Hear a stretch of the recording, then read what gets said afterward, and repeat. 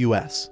Intelligence officials struggled to brief a suspicious, insecure and often distracted Donald Trump when he was in the White House, according to a new account published by the SIA's Academic Center. For the intelligence community, the Trump transition was far and away the most difficult in its historical experience with briefing new presidents.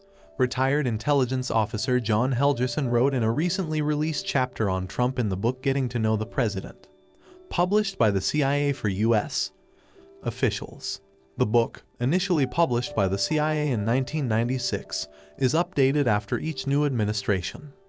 Trump doubted the competence of intelligence professionals and felt no need for regular intelligence support, according to Helgerson.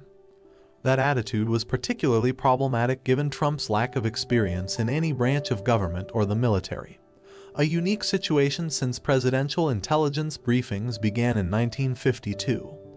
It was also complicated by his aversion to reading, according to Helgerson. Trump, by his own admission, did not often read, Helgerson wrote.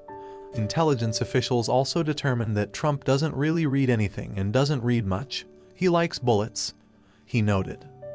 It could also be difficult to hold the attention of the easily distracted president, according to the accounts. James Clapper, the former director of national intelligence, recalled that Trump was prone to fly off on tangents. There might be 8 or 9 minutes of real intelligence in an hour's discussion, Helgerson reported.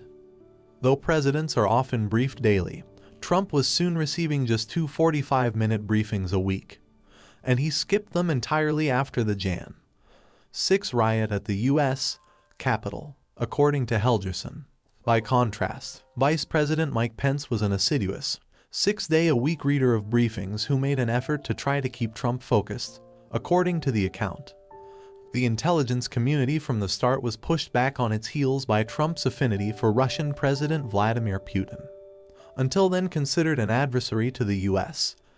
Beginning with the campaign, Trump often lauded Putin and his opinions while attacking America's own intelligence community.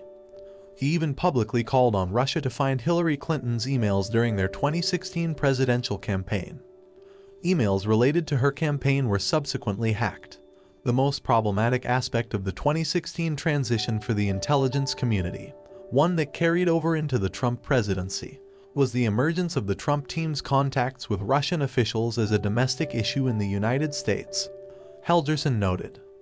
Trump frequently attacked CIA and FBI officials as intelligence officials investigated links between his presidential campaign and Russian election interference, which Trump repeatedly blasted as a witch hunt.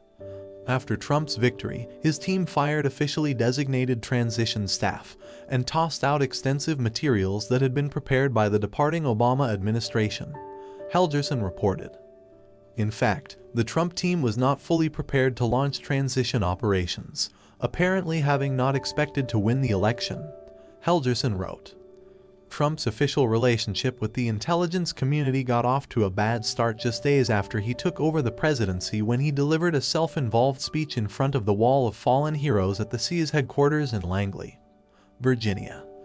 Ignoring the memory of those who had sacrificed their lives for the nation, Trump accused the media of lying about the size of his inauguration crowd and slammed journalists as among the most dishonest human beings on earth. Former CIA Director John Brennan said at the time that he was deeply saddened and angered at Donald Trump's despicable display of self-aggrandizement in front of CIA's memorial wall of agency heroes.